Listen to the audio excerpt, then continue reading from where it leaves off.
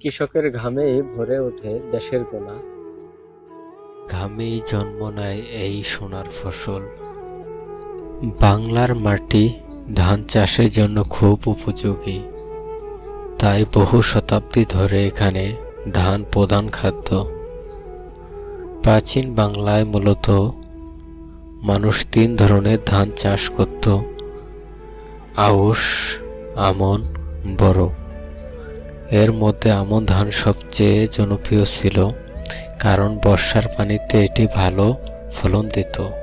বিশ্বের প্রায় অর্ধেক মানুষের প্রধান খাদ্য হলো ধান। বাংলাদেশ কৃষির সবচেয়ে বড় অংশ ধান।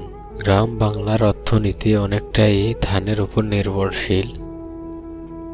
আগে নিরান, পরে পানি, তবেই ধান ভরে ধানি। অর্থাৎ সময় মতো পরিচর্যা করলে ফলন ভালো হয়। যত্ন করিলে ধানের গাছ, ফলনে ভরে কৃষকের আঁচ। ভালো চারা ভালো ধান, কৃষকের মুখে সুখের গান। একটা ধানের শীষ বড় করতে কৃষকের কত যত্ন নিতে হয় তা কি জানেন? আজ থেকে প্রায় 10,000 বছর আগে এশিয়ার মাটিতে শুরু হয়েছিল ধান চাষ। আজও সেই ধানই কোটি মানুষের প্রধান খাদ্য। এই সোনালী ধানই কৃষকের স্বপ্ন আর বাংলার প্রাণ।